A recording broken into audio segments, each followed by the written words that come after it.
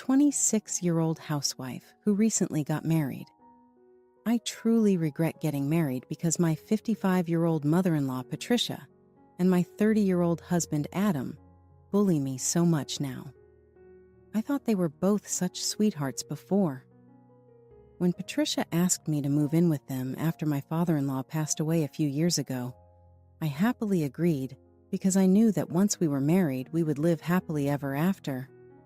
However, as soon as we were married, they drastically changed, and I also learned that my husband's reclusive brother lived with them, which they had not disclosed to me.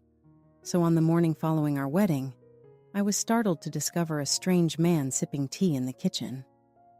Then I met Joseph, Adam's younger brother, who is 3 years younger than Adam. Joseph helped me stand up as he sipped his coffee because my legs gave way. I was relieved when he introduced himself, saying, "I'm Joseph, 27 years old, someone who my mother and brother dislike." His kind way of speaking gave me the impression that he was a good man. Just as we were getting to know each other, my mother-in-law woke up and entered the room. "Joseph, wait in your room until you're ready to go." With a dismissive wave, she continued, "I'll bring your food later." I said, "Mother-in-law, why don't we have breakfast together with Joseph?" "Mind your own business. How could you dictate to me as a mere daughter-in-law?" she replied angrily. Upon seeing my mother-in-law, who had been so sweet just a day before, I was taken aback. Her expression, behavior, and speech pattern had shifted. She used to call me Leah and was always smiling, but now she gave me a demon-like stare. Joseph whispered to me, "This is my mother's actual nature, sister-in-law. She's been playing nice, and so has my brother to trick you. I advise you to get away as soon as you can." I was confused by what he said. "In your dreams. I won't let our free housemaid escape that easily," my mother-in-law scoffed. "Please be appreciative, since we are providing free care for an orphan without parents." I wanted to get away after hearing this, like Joseph advised, but I chose to stay and have a conversation with my husband, whom I married out of love. Afterward, my husband awoke, appearing drowsy. "Why is there so much noise early in the morning? Why won't you let me go to bed?" He glared at me, his expression serious in a way I had never seen before. Joseph was right, I realized, about my husband lying to me. My husband's face altered when I backed away in terror, and he added, "Just kidding." "Mom, get along with my wife," he said, pulling me into his hug. He called his mother Mom, which astonished me, but I was happy to hear it since I assumed he was back to his normal self and immediately forgot about his earlier angry look. More reassured, I reasoned that perhaps the reason he appeared so annoyed was that he had just woken up. I decided to take up my offer to make breakfast and set the table with a dish for the 4 of us. However, my husband commanded me to carry Joseph's share to his room. "Sorry for not telling you before, but my brother is a shut-in piece of crap. It scared me too much to tell you. He locks himself in his room all the time and hardly ever leaves," my mother-in-law continued. "You wouldn't believe they were siblings because of how different he is from Adam." They proceeded to insult Joseph. I went to Joseph's room with his breakfast and knocked on the door. "Thank you, but don't worry about me. I'm going out to dinner," he said as he attempted to shut the door. "Dining out all the time isn't healthy," I blurted out, feeling sorry for him. "I'll take care of everyone's health now that I'm a member of this family." All he said was, "You must leave this place. I hate being by myself." I experienced a tightening in my chest and began to tear up as I thought back to my own experience after my parents passed away. After receiving a PTSD diagnosis, I'm currently undergoing treatment. I could be reflecting Joseph's circumstances onto myself. I told Joseph, "I'll bring some more food later," and made my way back to the living room. "Can you finish up the housework and come to the convenience store at noon?" my husband said as I entered the living room. "All right," I said in response. Once he left for his job at the convenience store, My mother-in-law started to bully me. As she began sipping tea in the living room, she gave the order: wash the dishes, clean up, and finish weeding the garden all by this morning. After responding, I got to work on the dishes. I counted the number of weeds in the garden before starting to clean each room. I was shocked to see that the garden appeared to have been neglected for a long time. I trembled at the possibility of all the bugs that might come out. I was determined to get the cleaning done quickly because I could see dark rain clouds in the sky. I cleaned every room in the house except for Joseph's room on the second floor after finishing the living and dining rooms. I quickly returned to the stairs after hearing a loud bang coming from the first floor. There was salad oil all over the kitchen floor along with my mother-in-law. She said, "Clean up the spilled oil." And it was obvious that she had taken off the salad oil's top and spilled it. The empty bottle was lying across the place. "Why would you do something like this?" I spoke to my mother-in-law directly. "What? Do you think I intentionally did this? How horrifying. You're a terrible in-law's daughter. You are to blame for leaving items in my path." She shouted, "Get to cleaning instead of talking," and threw a roll of paper towels at me.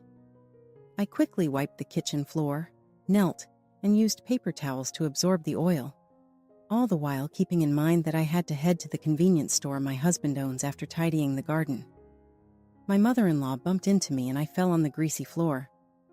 "You're in my way. Move as I approach." "Unbelievable," she scoffed.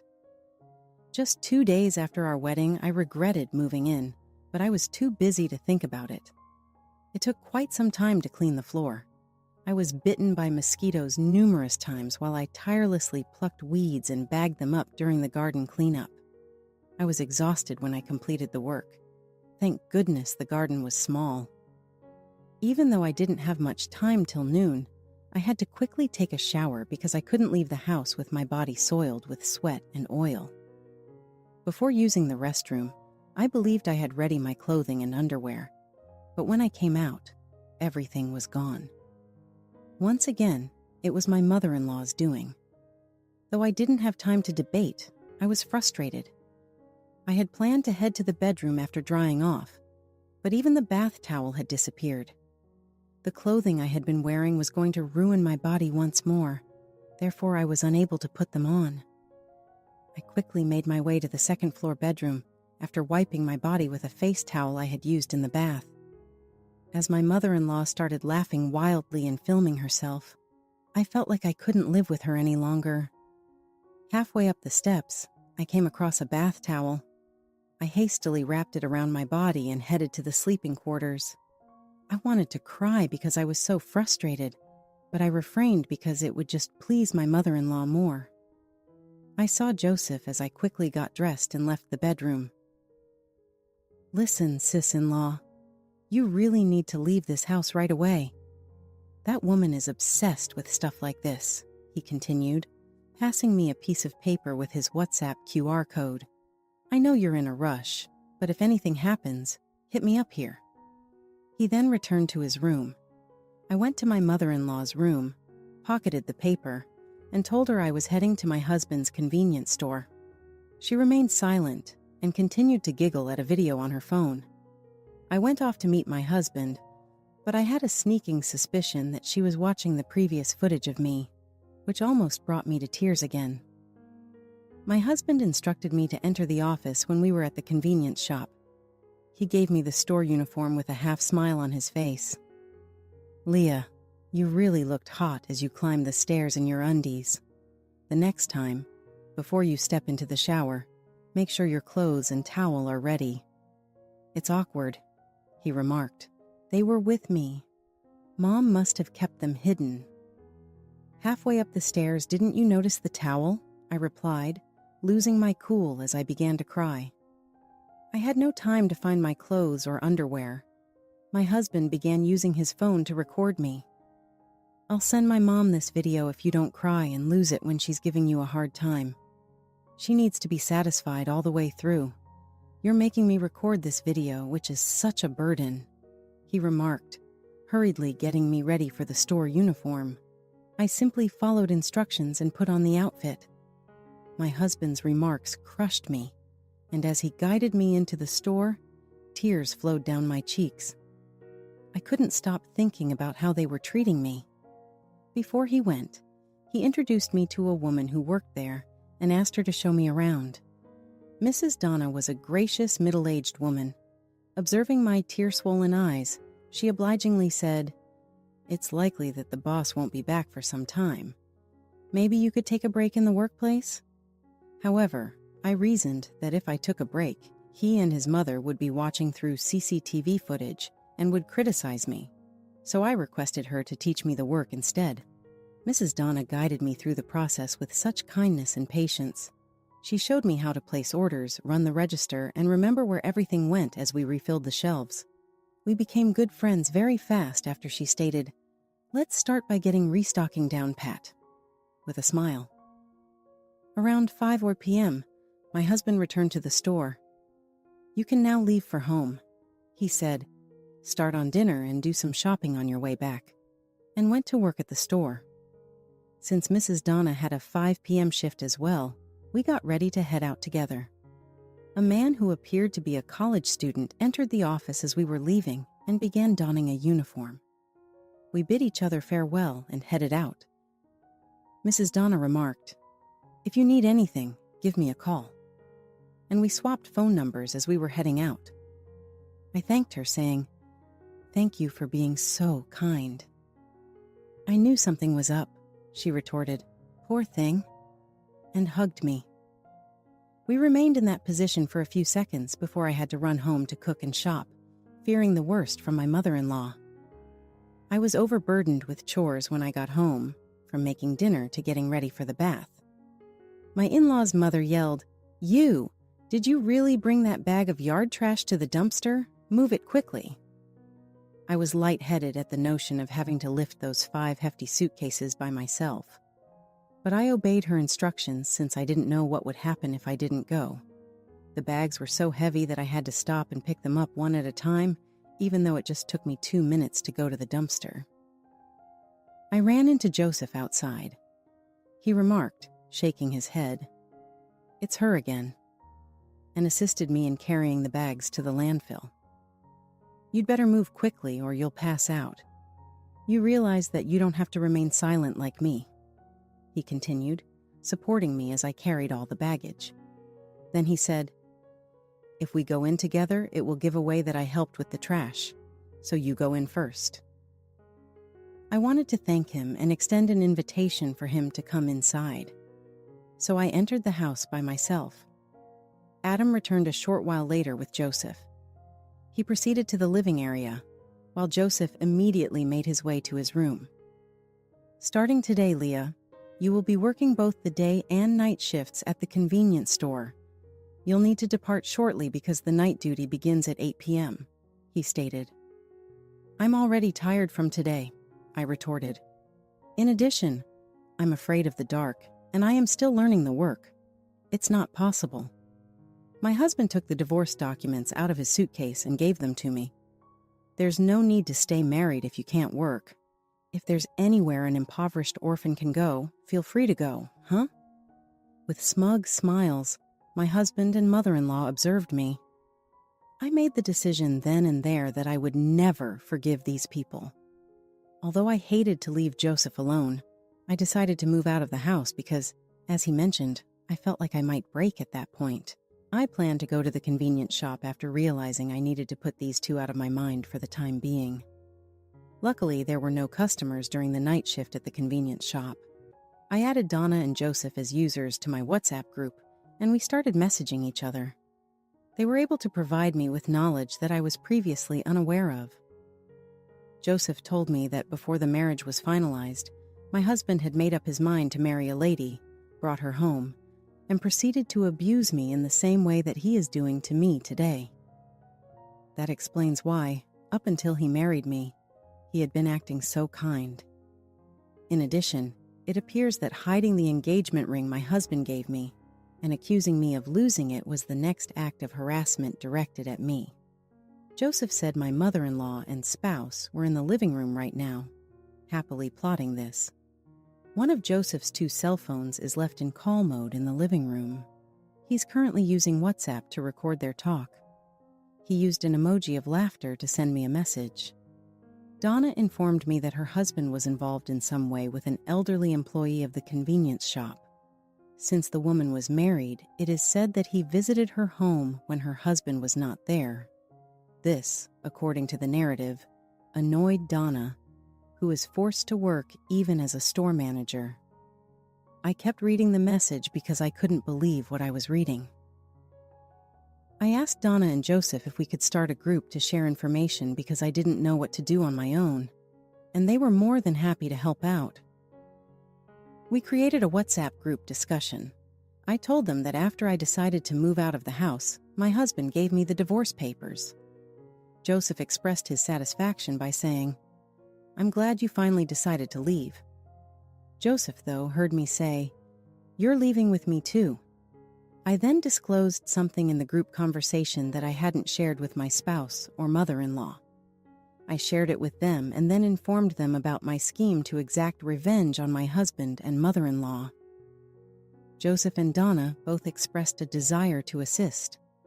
With hesitation, Donna revealed that she had a speech recording on a voice recorder that might prove my husband's unfaithful affair with the woman. She also appeared to have a tape of my husband's remarks made at work today, as well as a photo of them entering the woman's residence.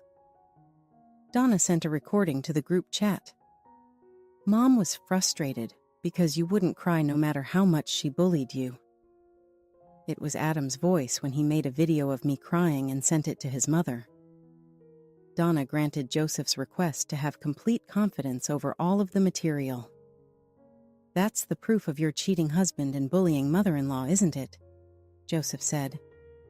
Donna persisted in collecting further proof of my husband's adultery, and I decided to hire an attorney and hunt for new residences for Joseph and myself. Donna questioned out loud, "Isn't it bad that I'm recording?" at one point. Joseph responded, "You just happened to bring a voice recorder that was in record mode, right?" Donna answered, "That's right, it was just by chance." She appeared to laugh. I never imagined that in such a short amount of time, I would make such amazing friends. I had the impression that my parents were watching over me and protecting me. I locked my phone since we had to maintain the secrecy of the group's existence. My husband messaged me after a time saying, "You can come home because the other guy is coming at one." When I got back to the house, my mother-in-law and husband had already fallen asleep. I texted Joseph to get the arrangements done as soon as possible. "Get that divorce paper filled out soon and have a good sleep," Joseph shot back. The following day was the same pattern: cleaning, working at the convenience store, going back home to finish up some cleaning, and then going back to the convenience store. As was to be expected, before going to the evening shift, my mother-in-law said, "Show me the engagement ring you received from Adam." "It's not here since you hid it, mother-in-law," I shot back and made my way to the convenience shop. When my husband wasn't around, Joseph went up to the convenience shop and took a voice recorder from Donna. He gathered the facts and gave me a quick overview. When my husband's mistress's husband paid a visit to the store, Donna said to him, "You know, our owner and your wife are very close. When your wife is off, the owner appears to be mysteriously missing." This was such an obvious clue that the husband would undoubtedly become suspicious. We thought that the husband might have gone home, but he appeared to be returning to the office from an outside appointment. This was shared in our group conversation by Donna. Equipped with the data that Joseph had gathered, I proceeded to seek legal advice. Joseph and I decided on the move's site after the attorney granted his okay and reassured me that we had sufficient documentation. At last, my revenge was revealed. This was the result of enduring everyday bullying by my husband and mother-in-law. I faked to grovel before my husband and mother-in-law on his day off to make the arrangements. I apologized to my mother-in-law. "Sorry for letting my stupidity cause you so much trouble. This is not a peace offering, but I would like to gift Adam and you a one-night stay at a hot spring resort." In response, my mother-in-law said, "At last, you've given something. That's good. Continue using your time and money in this manner, she said, taking the coupon. What time is it? Tomorrow. Isn't that a little unexpected? She questioned. Feeling sorry for myself, I said, Mother-in-law, I'm broke and couldn't afford anything but this discounted deal. Mom, I can leave work to Leah tomorrow so we can go, my husband interjected. We might not receive this opportunity again, since it is a gift from a financially disadvantaged orphan. If you only put in your work without grumbling, I'll let you stay, he said to me. My mother-in-law said, Don't think this will stop the bullying, but when you give me presents like this, I get a little happier. The two of them departed early in the morning in good spirits. They were unaware that the hotel booking voucher I provided them with was a discounted one. After their scheduled departure, the movers arrived. I packed my things and Joseph's stuff into a truck, and we drove to our new home. One of the items my parents left me was a large house that we moved into. My paternal grandpa and both of my parents left me a sizable fortune, which I had kept a secret from my husband and mother-in-law. I gave my trustworthy cousin management of a corporation I had founded to oversee other properties. Joseph and I decided to live together after moving into the spacious home my grandfather had acquired, which had lain empty. I made this decision to make sure my husband and mother-in-law wouldn't find us. I opted not to rent out the house and owned the company that managed other important assets like insurance money. My mother-in-law called me furiously the day after we moved. She called me garbage, scolded me for using a discount code, and told me to take Joseph with me when I left to get a divorce. She became even more upset when I calmly stated that I had already filed the divorce paperwork. My husband then got the phone from her, insulted me, and hung up. Joseph and I let out a great chuckle at their responses and thrilled at our fresh start. As a single mother, Donna had already decided to stabilize her life by quitting her job at the convenience store and taking a full-time position at my cousin's business. At noon, she intended to bring her child over to join us in celebrating. Although Joseph first struggled with the change, he was eventually adjusted nicely.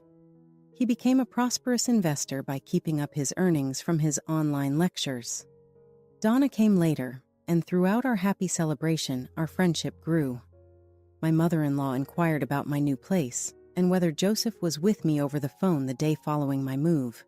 I pretended not to know and replied that we had both moved out. It was amazing that 2 pieces of trash had vanished at the same time, she said with a bitter smile. My ex-mother-in-law and husband had agreed to the conditions of the notification and were prepared to make the demanded payments to avoid going to court, my lawyer later told me. My account received the agreed-upon amount.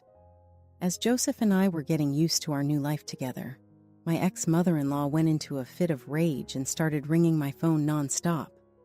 I eventually replied after noticing thousands of missed calls every second. Are you aware of Joseph's location? Tell me if you know, she insisted. I tersely replied, I don't know, and tried to hang up. She then said, Wait, how much money do you have in savings? Why must I reveal my savings to an unknown person? I said goodbye and hung up. However, she contacted me back right away and insisted that I give back the money she had given me as comfort. I started to protest. I don't need to repay the money, but she stopped me and begged me to pay attention. She explained her poor circumstances. My ex-husband was facing a divorce lawsuit from the partner he had an affair with. The husband of his mistress had solid proof since Donna, working with a private investigator, had obtained it rapidly. In addition, the convenience shop paid a sizable fine and ended its agreement with my ex-husband since he had harmed the business's reputation. He couldn't afford the entire amount he owed. My ex-mother-in-law started looking for Joseph when she learned from one of Joseph's friends that he made more money than my ex-husband after I moved. She said she hoped to get back the alimony she had paid me, which would help them out of their financial bind. She insisted that I find Joseph and return the money, to which I calmly replied, Considering my financial security from my parents' inheritance, $50,000 is nothing. I strongly told her that I wouldn't give money to strangers and threatened to call the police or take legal action if she tried to contact me again. After that, my ex-mother-in-law stopped calling, and I also ignored the love letters my ex-husband started writing, begging for us to get back together. He was unable to obtain employment in his former industry because of his damaged image, so he was forced to work as a traffic control person on road construction sites, despite selling his house. According to reports, my ex-mother-in-law worked part-time at a supermarket, but had a challenging disposition that made her socially awkward. 2 years later, I married Joseph, and the two of us are having a great life. Joseph suggested that we come together in my parents' honor, and once we got married, he adopted my last name. A boy will be born to me next month, and I've already decided to get along well with my future daughter-in-law.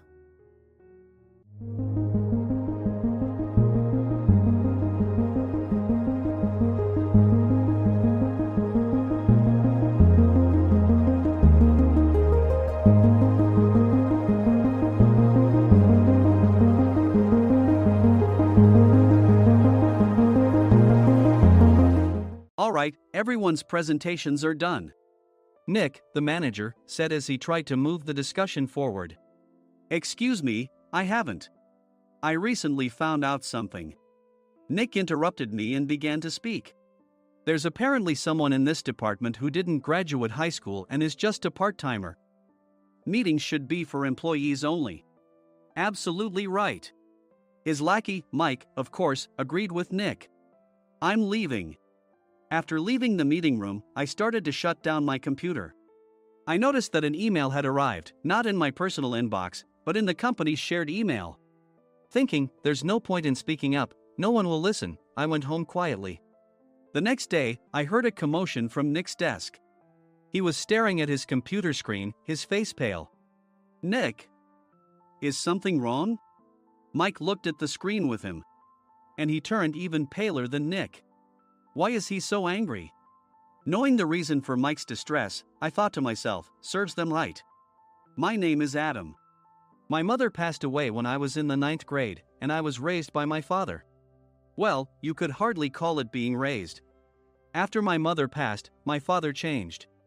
He drowned his sorrows in alcohol, and though he still went to work, he squandered our living expenses on horse racing. Because of that, I had to start working part-time as soon as I entered high school. Every month, I went to the convenience store with bills in hand that couldn't be auto-deducted from my father's account. Even though I endured it because I didn't want to be alone, I reached my limit in my second year of high school and dropped out. I found a live-in job at a distant inn. Thank you for everything.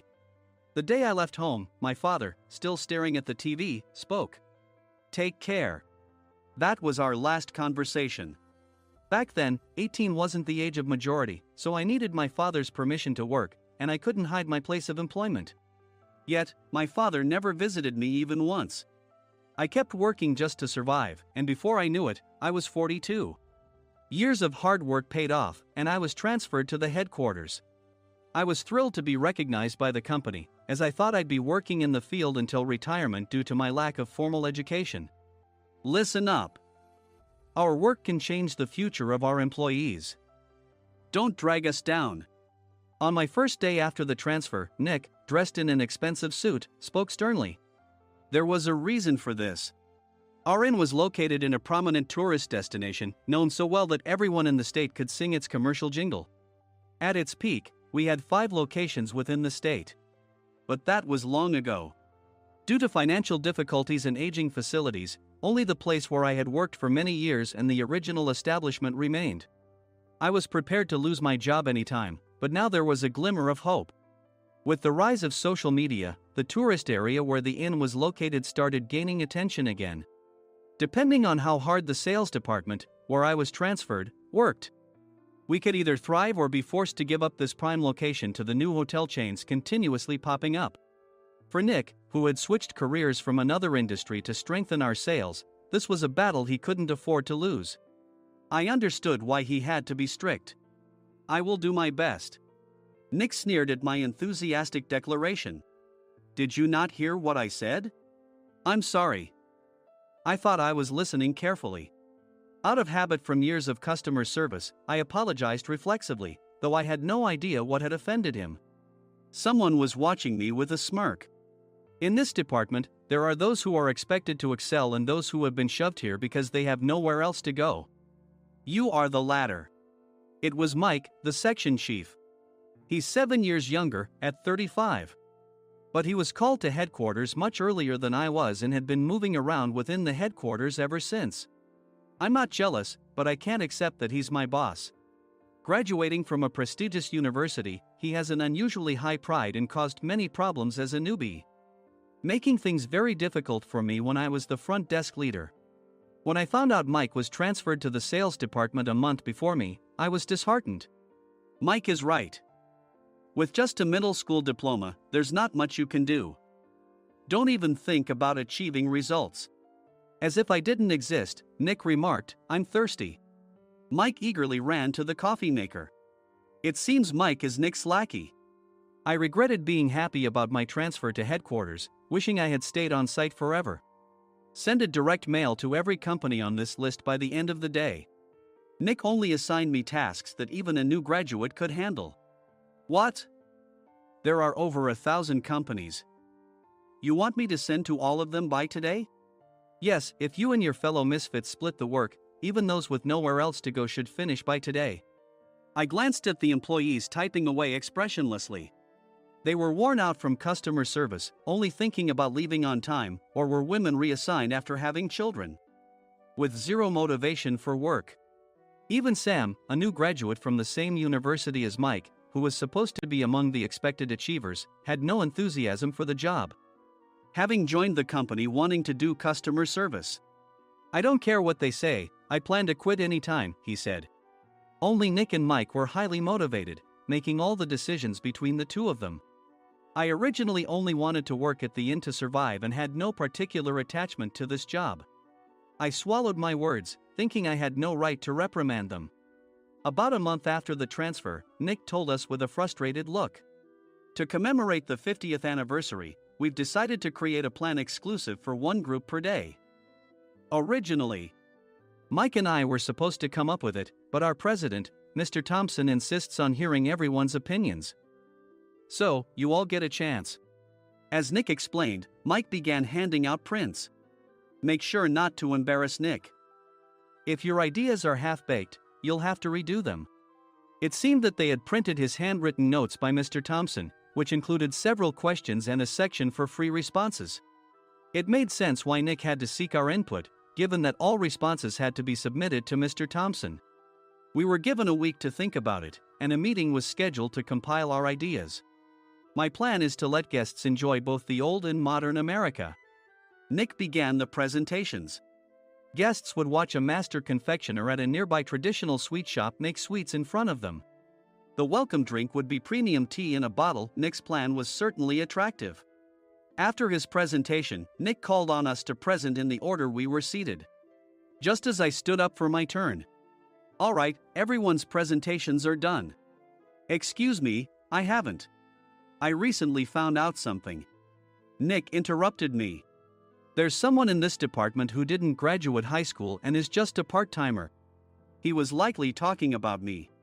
I joined the company as a part-timer and was made a full-time employee when I turned 20. That was 20 years ago, so Nick and Mike probably had no chance to know until recently. Meetings should be for employees only. Absolutely right. After that, Nick kept creating opportunities to solicit everyone's opinions, purposefully excluding me from speaking. The meeting unexpectedly heated up and went past the scheduled end time. A few people asked to leave, and the discussion continued with the remaining few. Still here? Normally, you'd leave in that situation. Though I had no attachment to the job initially, hearing kind words from customers made me want to make them happier. For someone like me, with nowhere to go, the inn was my home and customer service was my life. I felt pathetic about my current self. I'm leaving. I left the conference room and started shutting down my computer. I noticed an email had arrived, not in my personal inbox, but in the company's shared email. Thinking no one would listen to what I had to say anyway, I quietly went home. The next day, while preparing the DM as instructed, I heard a commotion from Nick's desk. In his haste to stand up, he hit his knee on the desk. He stared at his computer screen, his face pale. "Nick! What's wrong?" Mike, thinking he should be the first to rush over, approached Nick while still wearing his coat. He peered at the screen with Nick. And he turned even paler than Nick. Why is he so angry? Who is responsible for this company? Nick, more irritated than ever, asked, and Mike answered without checking. Probably Sam. Sam wasn't there because he was attending a morning training session for new hires. Nick gave up on getting angry and returned his gaze to the screen. They were looking at an email that arrived right after the end of the working day yesterday. Apparently, no one, including me, had checked it before leaving. The email was from a large company that used us for their annual employee trips. The president and executives of that company also frequently used our services personally. President of the company, Mr. Mason himself, had declared that neither he nor his company would ever use our services again. Well, some companies cancel their employee trips or stop using our services due to financial struggles. Let's just move on. Mike kept wiping the sweat from his forehead with a handkerchief. Knowing why Mike was so agitated, I quietly watched their interaction. Do you know how much revenue we get from that company? We can find other guests to fill the rooms, but we'll lose the banquet costs, gift shop revenue, rental car fees, and more. Moreover, the gifts were supposed to be prepared by the traditional confectionery shop involved in Nick's proposed plan. If it's known that we incurred such a huge loss at this critical time, Nick's position in the company would be jeopardized. Nick took a deep breath, seemingly trying to calm himself. All right, Mike. Go to New York right now and apologize to Mr. Mason. What? You're coming with me, right? I have urgent work to do. I trust you, which is why I'm entrusting this to you. Please. Mike, believing Nick's sincerity, agreed with a determined look on his face, saying, yes. That's Nick for you. Even if Mike went to apologize, Nick would shift all the blame onto him if the client didn't change their mind. Well, it was Mike's fault to begin with, so it served him right. About 3 hours later, Sam answered a call from somewhere and repeatedly apologized, saying, I'm very sorry. Everyone watched to see what was happening. After ending the call, he informed Nick with a weary tone. When Mike arrived at the client's company, he only made things worse, further infuriating Mr. Mason. He was demanding, get his boss here immediately. It was no wonder Sam was exhausted, dealing with such a call right after returning from training. What is that idiot doing? All right, Adam, you're coming with me. If sacrificing Mike didn't work, then I must be next. Normally, I'd want to refuse at all costs, but I saw an opportunity in this situation. If I can be of assistance, I'd be happy to join you. I obediently followed Nick, and we flew to New York. When we introduced ourselves at the reception, it became clear how serious the situation was, as the receptionist personally escorted us to the president's office.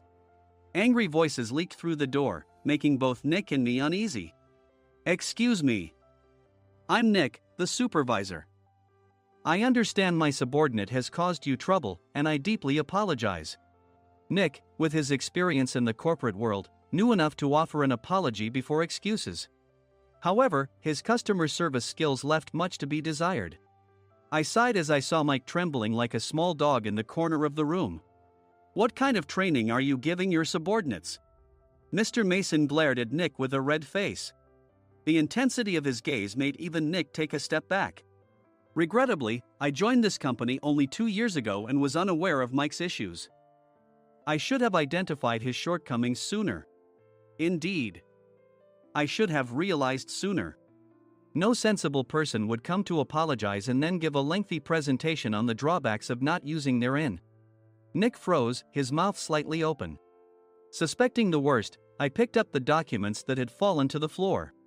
It seemed Mike hastily prepared these documents on the plane, listing the disadvantages.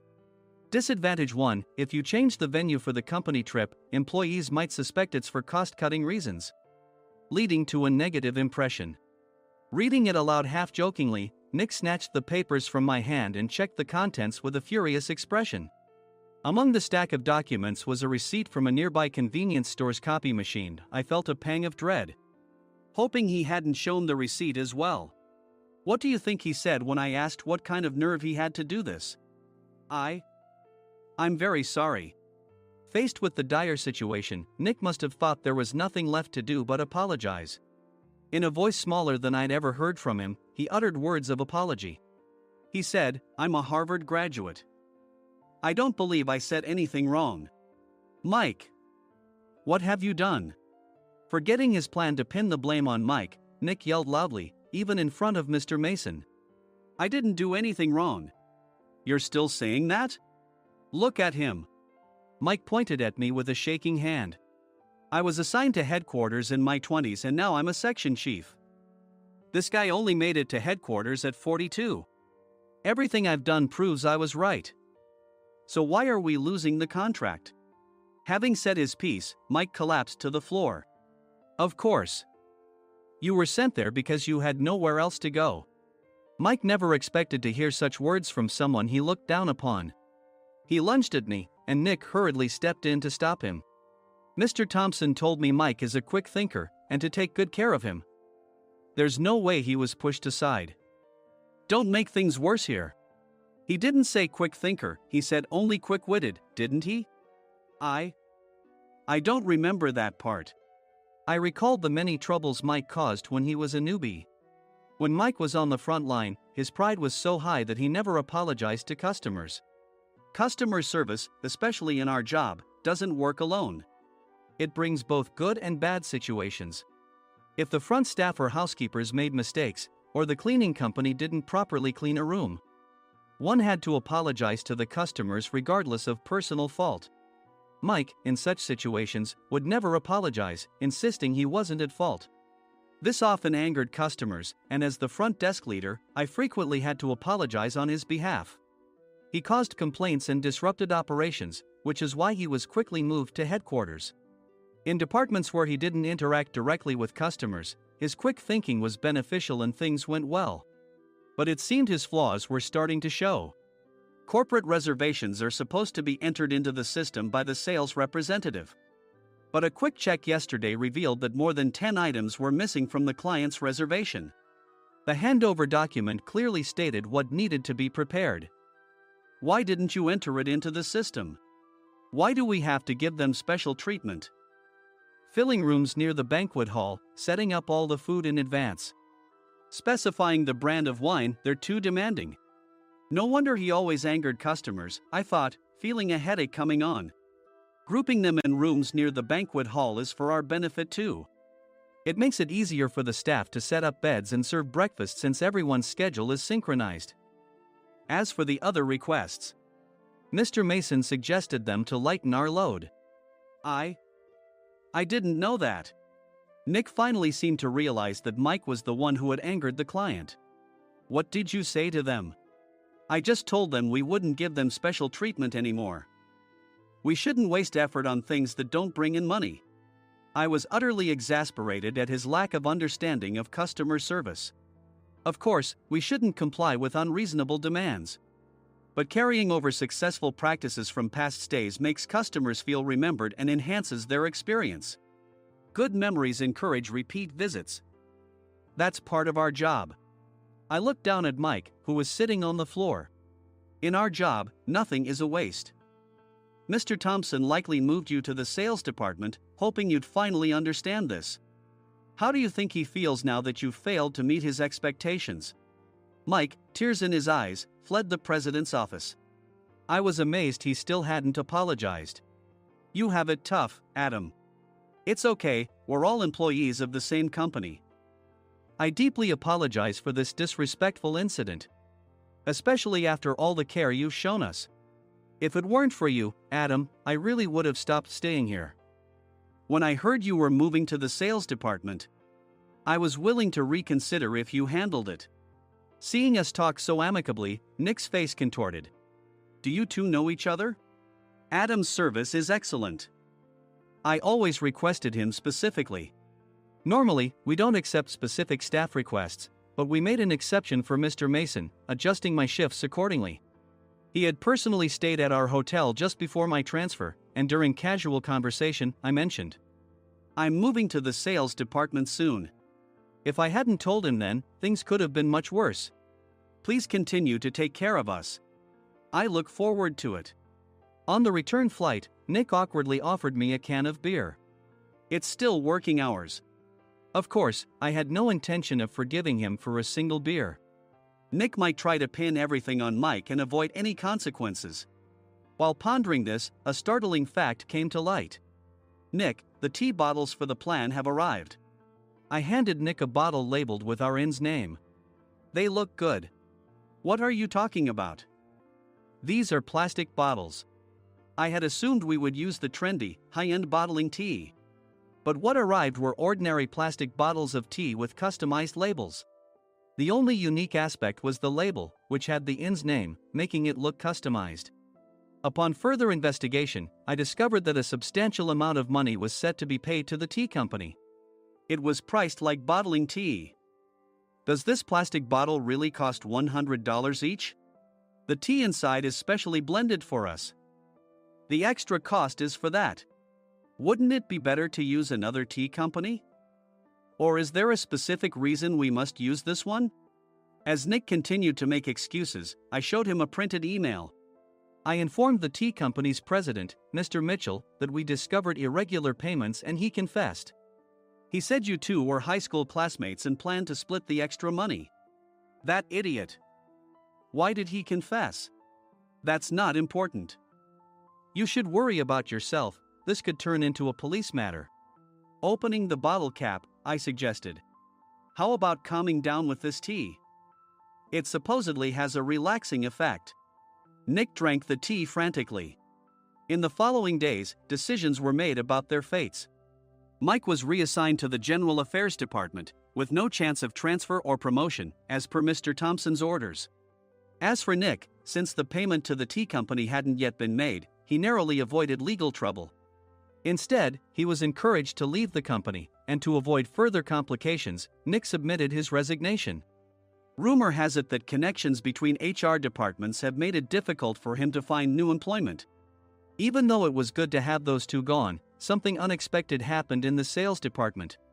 Everyone became motivated and united in refining the 50th anniversary plan. In the end, my plan was adopted. We collaborated with the Tourist Information Center to provide personalized guides. The plan, tailored to the number of guests, was truly special for the 50th anniversary. Hey, is Adam's family coming to stay? I immediately booked that special plan for my family. Sam noticed it on the reservation list and quickly picked up on it. Yes, I'm inviting my father. That's great. I might invite my parents too.